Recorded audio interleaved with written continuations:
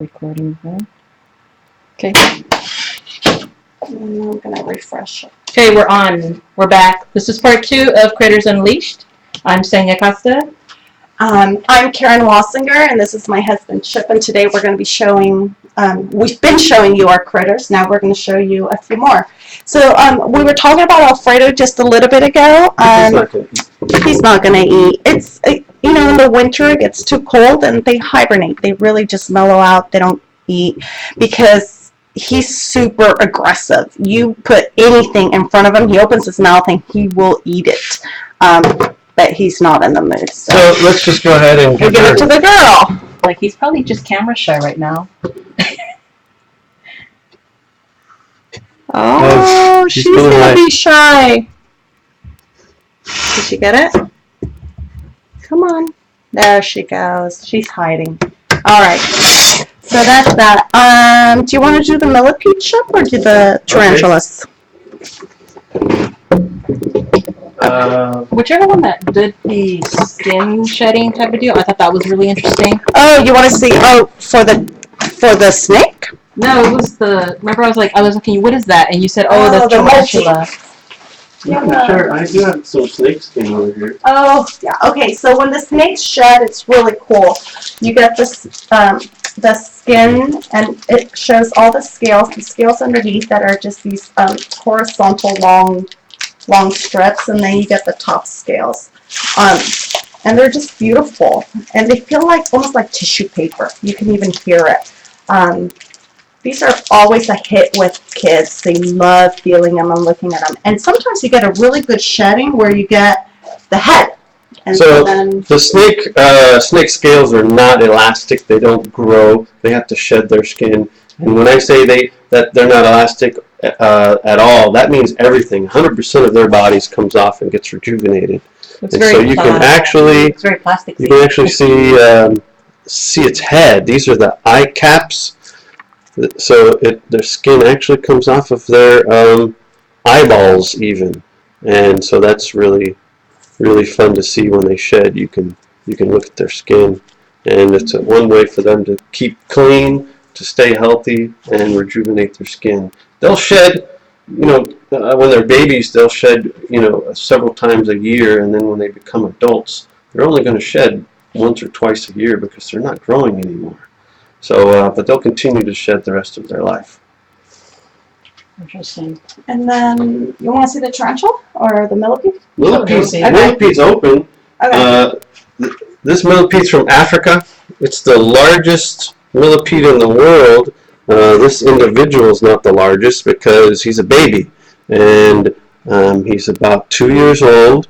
This variety is from Africa, and being the largest millipede in the world, it's very popular in the pet trade. And I go to the bug trade shows, and you can easily pick these up at the bug trade shows, and they end up having a lot of success captive breeding. So we don't have to go to Africa and take them out of the wild. But this is my millipede. And he's the largest millipede in the world. The vegetarians, so he eats lettuce. He'll, for the most part, lettuce and different types of greens, maybe even vegetables. You can see how big he is. A little bit longer than my finger. His legs are the coolest, the way he moves. Yeah, that looks really cool with the legs. So that's him. Currently, I don't have any centipedes, but centipedes are not vegetarian. They eat other insects. They're very toxic, and so everything I have here is pretty safe for the most part, so that I don't have to worry about snake bites and bug bites or unhappy wife. So he's on a steady diet of romaine hearts all the way from Costco. Do you name him? No. Here's a tarantula from Africa. Sorry, this guy's from Brazil and Mexico.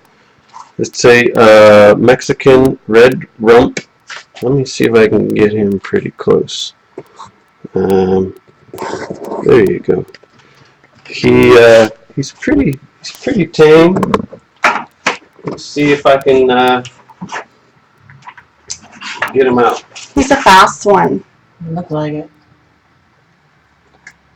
The other thing I wanted to share with you might be able to see the fangs. Yeah, Do you I see think you those can. fangs? Those fangs allow a tarantula to eat any prey that's smaller than them. So this one has eaten small baby mice, but he's some of the cockroaches that I'm reproducing. For the most part, he is eating a couple crickets per day. I'm sorry, per week. Very quick.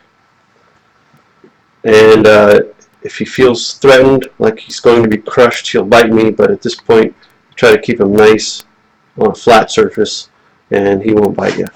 And all tarantulas are poisonous. The thing is, some their poison is not as toxic as others. So when you see classrooms that have the rose-haired tarantulas as pets, those are their bite is not going to harm you. It's not going to really hurt you, but others could kill you potentially. Well, one of my favorite tarantulas, I'm not sure if I'm going to be able to get him out. He's moving too quickly.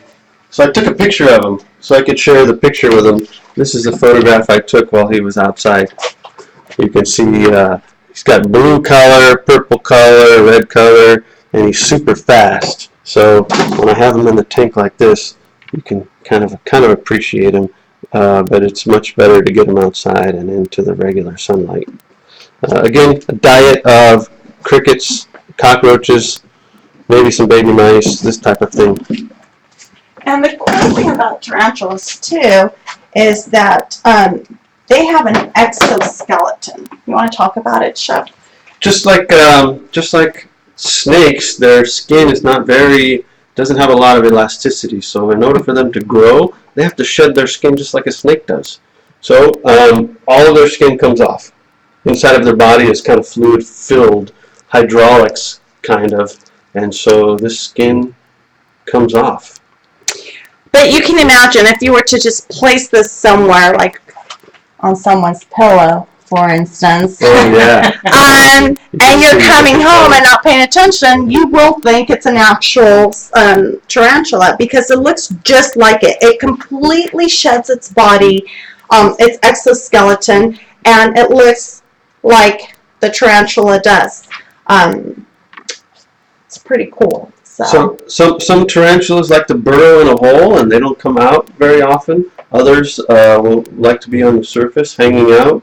For the most part, they like small enclosures, and that way they can easily find the crickets I put in there, and it makes them feel a little more secure and safe in a small home. yeah. Some of their diet includes cockroaches, and so when I breed the cockroaches, You got a female there? I got Female? this one looks like a female. So here's one of the hissing cockroaches. Let me How do you see know if it's I can- a female? It's I thought kind the of weird. females are the tan ones. The females, not necessarily Right. coloration, but their heads, and so the males will have like a horned head, whereas the Alright. females have a tendency to have a very smooth head structure. That's huge too. You can tell that these guys are climbers. They climb very well, and so you got to keep the lid on their enclosure so that they don't climb out. They do hiss. He's mad. Can you hear them? This one is. Okay, not all the hissers hiss very much. They're from Madagascar in Africa. If I hold them too much, they end up getting used to being handled and they stop hissing. Yeah, but like you'll see with this one, as soon as I touch him, he'll hiss. Oh, now you're gonna stop. There he is. I can hear it. Yeah, and I think this is a male because you can see his little horned head right there. And these, we No, went on female. vacation One day, do you have the top of one of the cages, the plastic cages that they were in? You don't have it right here, do you? So these, we went on vacation one year, and oh, did it shut up? We went on vacation one year, and we had them in a little, you know, the little plastic cages with the plastic lids that have slits all over, and they had just had babies, right? Yeah. Just had babies before we took off. And I asked Chip, I said, will they be okay? And he's like, yeah, they'll be fine. They're not much climbers, blah, blah, blah. And sure enough, we get back, and I think we were gone over the weekend. We get back, and the babies had crawled out the slits, the baby cockroaches. So for the next 2 weeks, and good thing, these are very, very, very slow. You can see how how small some of the babies are. Yeah, they're very slow. Small little dots on the head of a lettuce. 2 weeks, I kept on finding babies everywhere. Oh, I was so upset. I was so upset. But anyway, caught them all. This was years ago. After 2 weeks, I never found another one. They were, you know, caught them all. How about Ron? Ron. Ron the tortoise. Yeah, you could bring Ron. We have the domino roaches too. These are the feeders. Well, the domino roaches was the one I just showed you a minute ago. And the domino roaches typically live one season. So they'll be born late in the year. They'll live one season, and so that was the exact one I was showing you a second ago. And so that little guy grows up to be a domino roach. Right now they're just little black specks, but they gotta shed their skin just like the tarantulas do in order to grow up to be these guys. So here's the comparison: baby and mama, another different variety. They just the tiny little black specks turn into. This is a question mark roach. These guys are from India. I got you. Okay. So you got them. You showed the wing one. Oh, these guys. These are some of the breeders. You can see just they're loaded on the bottom of these eggshells. They reproduce very readily. They're Blaptica dubias, also known as Argentinian wood roaches. They're obviously they're from South America, and they breed pretty readily. More vegetarians, and so I'll feed these to the tarantulas and whoever else wants to. So they make great feeders. That's why we have these, because if you have to buy crickets or worms every week, it gets expensive. The males end up with Wings. big wings. Yeah, it's kind of weird.